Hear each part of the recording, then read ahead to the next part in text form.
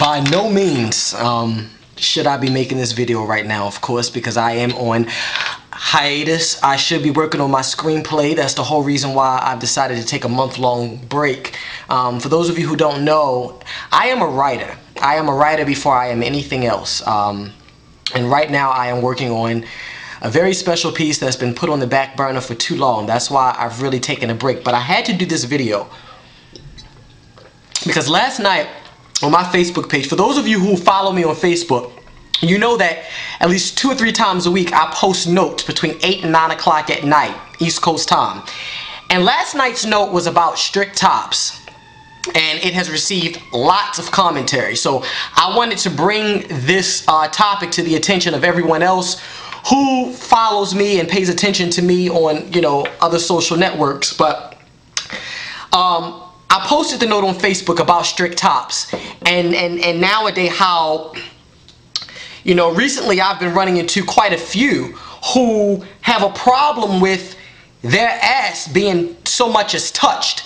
And I'm not talking about, you know, penetration or eating the ass, but in the sense of even being touched. For my female viewers who are unaware of the whole top and bottom in gay relationships, the tops in our community are the men who do the penetrating, basically, who, you know, stick the dick in the anus. And bottoms are those who enjoy being penetrated, who, you know, accept the dick.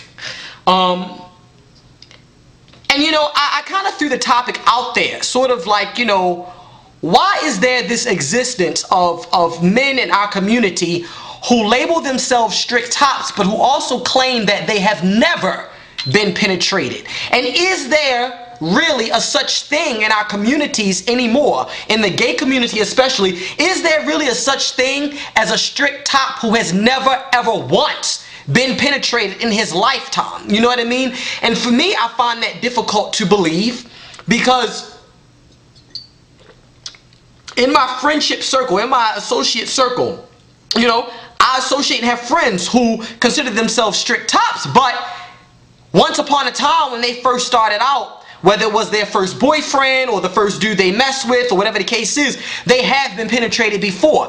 Now, see, there are a lot of men who think, well, if they tried it and they didn't like it and made the dude take it out, then it doesn't count. Yes, the fuck, it does count. If a penis has ever been in your ass, period, on any level, even if it was for 2 seconds or 3 seconds, that's penetration, okay? And I have a problem with men who say they are strict tops who have never ever once, never, ever, ever have had a penis in their ass, ever. And there are people who replied, I mean, there were a lot of comments. I maybe got about 3 or 4 out of the large group who said they knew no men for a fact who have never once been penetrated. And maybe it is I haven't met these individuals. Maybe it is I just have a difficult time believing it, because even for me, I've been penetrated, you know. It may have been 4 or 5 years ago. I may sometimes, you know, I can say that it's not something that I physically enjoyed. I didn't enjoy the physical feeling, but because I was in love with the man who I allowed myself to be submissive to, because I was in love with him, there was an emotional connection. I enjoyed the closeness, that the feeling of being that close to him, or allowing him to be that close to me. I don't label myself as a strict top. I don't label myself as a strict bottom. You know, I don't like the feeling of a dick. I'm not a dick man, but I mean, I think it's ridiculous for me to sit here, even though it's been 4 years, I think it would be crazy for me to sit here and say, oh, well, I've never been penetrated before. But maybe there are some dudes who do. But my problem is this: it limits for me, excuse me, what I can and cannot do with another young man in being able to seek pleasure for myself when he doesn't even want me to touch his ass. Like, you know what I mean? I find myself, it's difficult. That's why it is that when people ask me whether I'm a top or a bottom, it's kind of like, I feel like I'm thrown into the top position by circumstance, if you can understand what I mean. Because it's like, when I do interact or go out on dates or spend time with people who consider themselves strict tops, they don't even want you to do anything in the ass area. And it's, you know, not to really be so graphic, but I like to eat ass. Like, that's my thing. Like, I can kissing and eating ass, like, just, I can do it all day long. You know what I mean? I don't necessarily have to have penetration. I don't have to penetrate, and I sure as hell don't necessarily need to be penetrated. So, but the thing is, you know, I just like to feel that when I'm with you, things that I would allow you to do to me, I just like to feel that I can do the same things to you.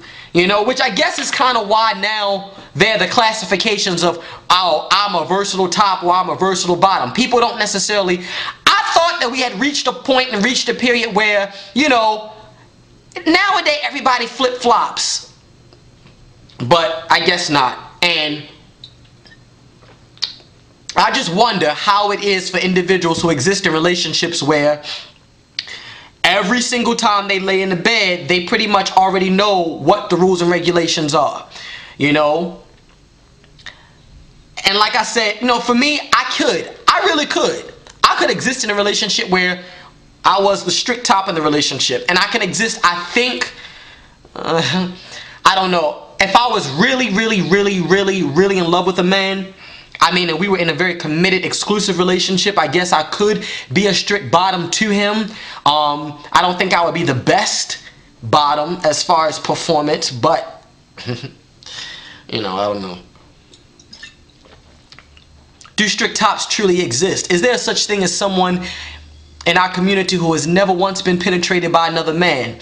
And if that's the case, you know, I sometimes wonder, when dudes don't want you touching their ass area, they don't want you even touching, you know, is it because men tend to feel that if they are to be touched in a sexual way in their ass, that it sort of robs them of their masculinity? You know what I mean? Because we in society do, in a sense, teach young men that their prowess is in their penis. You know, we do that. So in a sense, it's like, are we then teaching young men that even to be touched on their ass is sort of a robbery of their masculinity? And if that's the case, then how is it and why is it okay, you know, when football teams, football players and coaches and basketball teams and baseball players, why is it okay to pat other men on the ass as a sort of a congratulations, a sort of camaraderie, you know? Why is that acceptable? Why is that a celebration of this whole machismo, this whole masculine bravado, but yet and still, you know, men tend to feel that if they are touched on their ass, then in a sense, oh, you know, you're robbing me of my masculinity, of my manhood. Why is that? So let me know, clue me in. Also, I want you guys to check out this video I posted on my Twitter of me and my ex bungee jumping. For those of you not following me on Twitter, go to the post that I made on Thursday, April the 2nd and Friday, April the 3rd, and check out the post of, you'll see the link, it's a dailymotion.com link of me and my ex bungee jumping. There's also like 11 other videos from a long time ago when I was like 17, 18, 19, 20, and 21 years old. You know, just really quick snippets of me then. I forgot that, you know, I was giving everybody access to that by giving them the link to the bungee jumping video. So go to my Twitter account, twitter.com/VanAdams, and check it out. Tell me what you think of the video of me and my ex from 5 years ago bungee jumping. August 2004. And for those of you not following me on Facebook, please do add me on Facebook, because I've begun pretty much every night now between 8 and 9 o'clock at night. I post a different note with a different topic for people to respond to. I post video commentary on there, lots of different things. A lot of photos go up there right after I post on Twitter. They go on Facebook. So add me on Facebook if you're not following me on Facebook. Please add me on Twitter, because Twitter is, you know, my life. And continue to spread the word. I'll be back May 5th. When I come back May the 5th, y'all, I want to have 3,000 subscribers. I'm a little bit over 2,700 now. I think I'm at like 2,720 or 2,725, something like that. I want to have like 3,000 when I come back on May the 5th. So make it happen. Spread the word. Tell your friends, your family, your associates, your co-workers, your classmates, people on the street about VanAdams conquering the world, ladies and gentlemen, my socialites and celebutants, one word at a time.